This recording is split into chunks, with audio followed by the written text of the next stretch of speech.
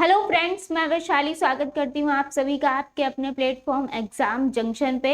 और जैसा कि आपके काफ़ी सारे कमेंट्स आ रहे थे कि मैम विषय कौन सा चूज करेंगे, आखिर सब्जेक्ट इंग्लिश लें या फिर संस्कृत लें, मैथ साइंस लें या फिर एसएसटी लें, कौन सा रहेगा आपके लिए बेस्ट, आज हम जानेंगे। सबसे पहली बात तो ये है कि आप थंबनेल पे भी देख पा रहे होंगे कि बीटेक, बीएससी, बीए और बीकॉम, यानी आपने ग्रेजुएशन में कौन से सब्जेक्ट लिए हुए थे और ग्रेजुएशन में आपने किया क्या हुआ है।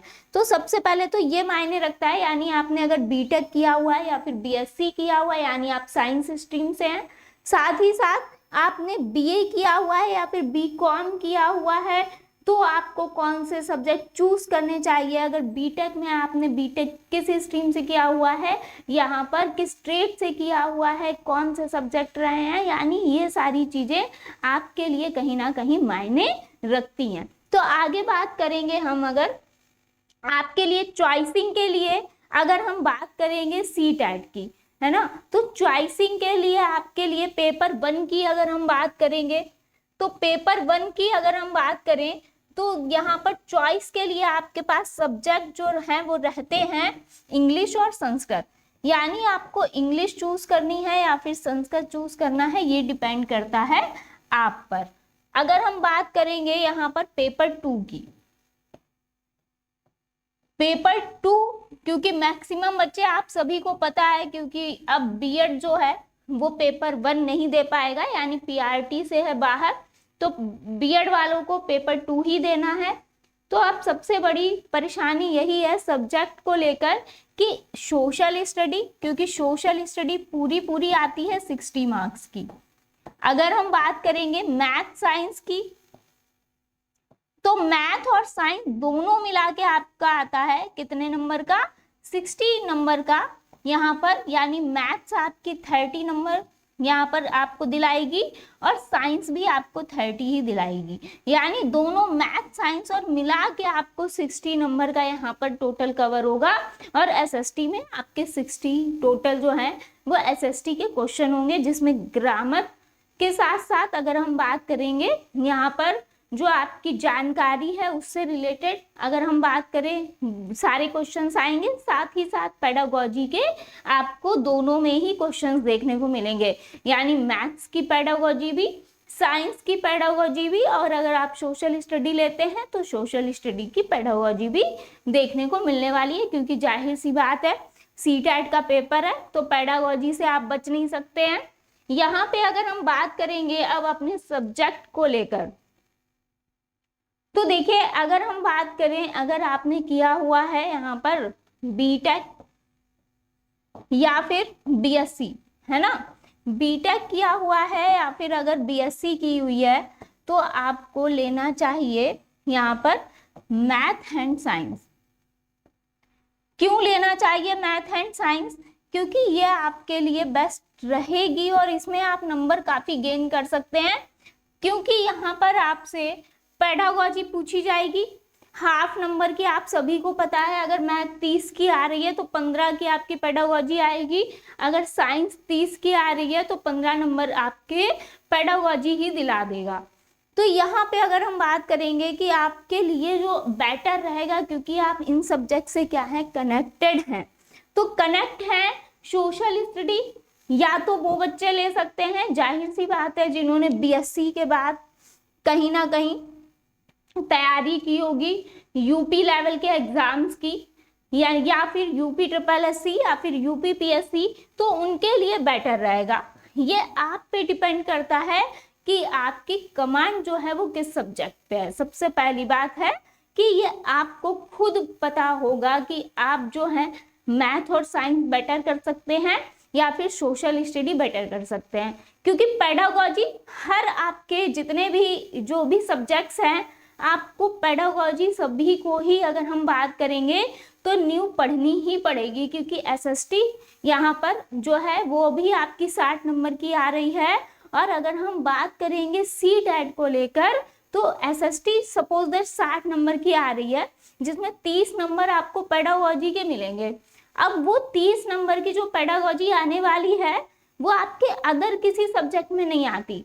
सपोज दैट यानी सॉरी सब्जेक्ट की बात नहीं करेंगे, हम एग्जाम की बात करेंगे। अगर किसी एग्जाम में नहीं आती, यहाँ पर सीटेट में आपको हर सब्जेक्ट में देखने को मिलेगी आपकी पेडागोजी।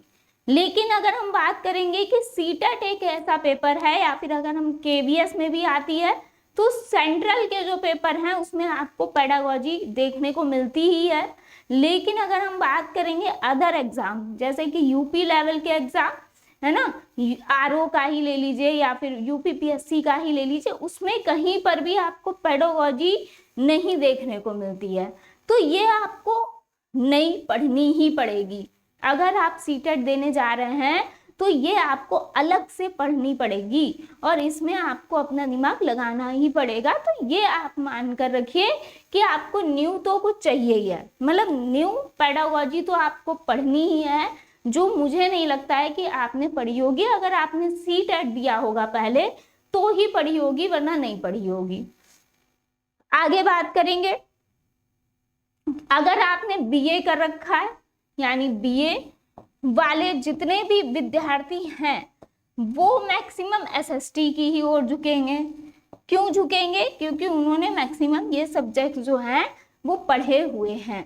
अब बात आती है यहाँ पे कि जो हमारा इंग्लिश और संस्कृत है, संस्कृत और इंग्लिश में बच्चा काफी कंफ्यूज होता है कि यहाँ पे मैम क्या चुने कि नंबर अच्छे आ जाए। हम दोनों ही चुन सकते हैं, बता दीजिए। क्योंकि इंग्लिश मैक्सिमम, अगर आप सीबीएसई बोर्ड से नहीं है तो बहुत स्ट्रांग होगी नहीं, बहुत ही कम ऐसे लोग होंगे जिनकी स्ट्रांग होगी, क्योंकि सिनोनिम्स एंटोनिम्स आप हर जो एक एक चीज होती है ना, आप हर चीज का नहीं बता सकते हैं। सपोज दैट बादल के हिंदी के 100 पर्यायवाची आप बता सकते हैं, है ना। काफी सारे पर्यायवाची अगर हिंदी में लिखे होंगे बादल के तो आप बता सकते हैं, लेकिन अगर उसी को आप इंग्लिश में बोल दें तो इंग्लिश में आपको पर्यायवाची दिए होंगे अगर बादल के कई सारे, तो वो आप नहीं बता पाएंगे। तो ये होता है।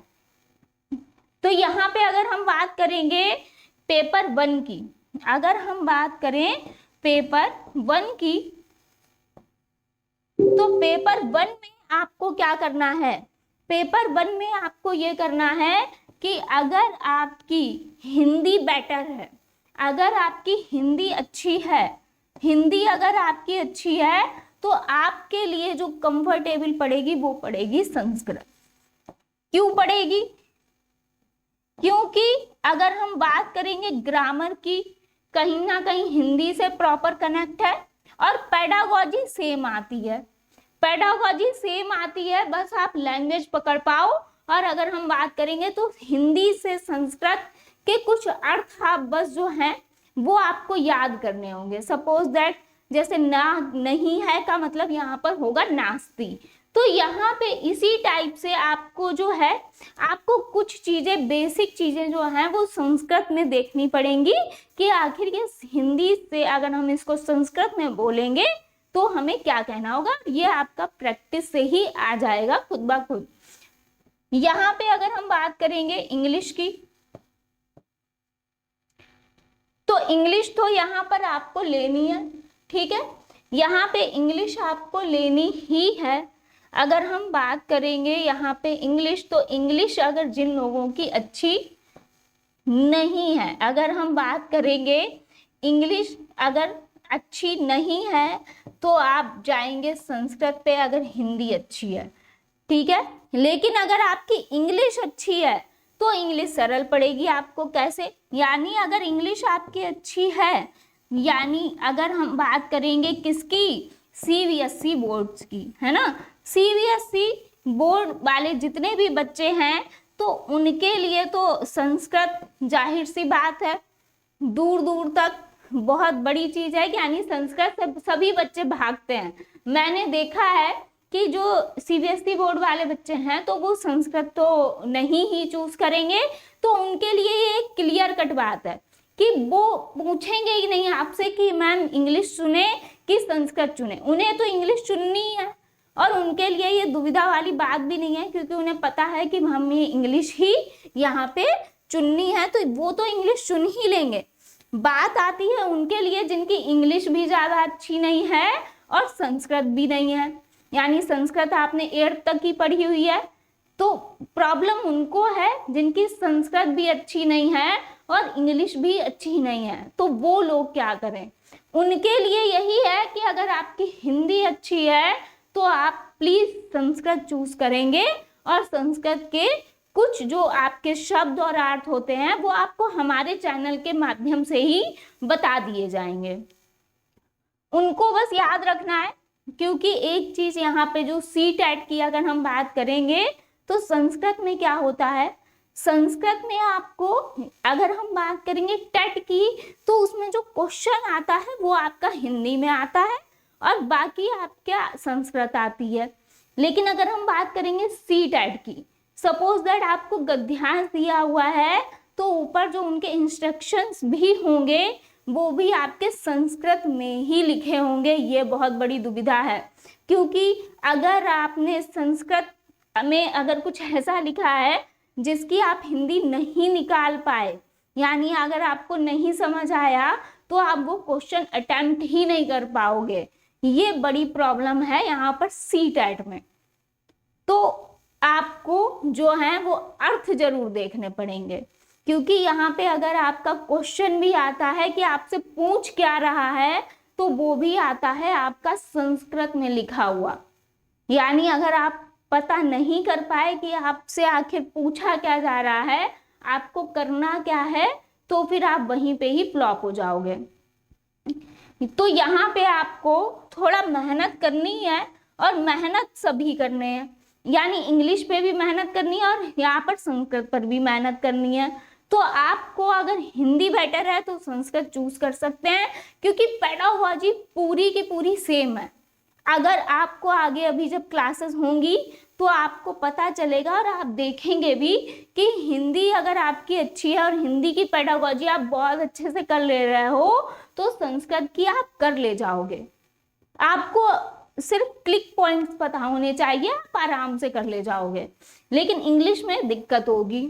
यही जो CBSE बोर्ड वाले बच्चे हैं, यानी जिनकी इंग्लिश अच्छी है, वो आराम से ये सारी जो पेडागोजी है इंग्लिश की जो है बहुत सिंपल है, लेकिन बस ये है कि इंग्लिश अच्छी होनी चाहिए। तो यहाँ पे अब आपका शायद जो डाउट है वो खत्म हुआ होगा, क्योंकि यहाँ पे बहुत सारे कमेंट्स जो लगातार आपके आ रहे थे इंग्लिश संस्कृत को लेके। तो घबराने की कोई बात नहीं है, आपकी क्लासेस जो हैं, आपका शेड्यूल कल बता दिया जाएगा कि डेली अब क्लासेस जो हैं एग्जाम जंक्शन पे आपकी किस टाइम से किस टाइम तक होंगी और यहाँ पर आपको किस किस सब्जेक्ट की क्लासेस मिलने वाली हैं, ये भी आपको बता दे सकते हैं। एक सेकेंड रुकिएगा, देखिएगा यहाँ पर आपका टाइम टेबल तो अभी शेड्यूल नहीं हो पाया है, लेकिन आपको जो क्लासेस मिलने वाली हैं अब डेली टू डेली, जो आपको कल अपडेट किया जाएगा। Social study, maths and science, social study, math and science की आपको क्लासेस जो हैं यहाँ पर मिलेंगी आप सभी को। यानी आपके पास SST है, मैथ है, साइंस है, तो ये जिम्मेदारी अब मेरी है। साथ ही साथ आपको हिंदी का पूरा कोर्स मिलेगा और यहाँ पे सारे ही जितने भी आपके CTET के सब्जेक्ट हैं, यानी CDP, EVS, इन सब की आपको टोटल जो कंटेंट है वो यहाँ पर मिलने वाला है। तो अब आपको इधर उधर भटकने की जरूरत नहीं है। आप लोग कह रहे थे कि मैम क्लासेस कब से होंगी, तो कल से आपकी क्लासेस स्टार्ट हैं। कल आपको एक जो वीडियो है वो आप लोग को मिल जाएगी यहाँ पर टाइम टेबल से रिलेटेड, कि आपका टाइम टेबल जो है वो क्या रहेगा।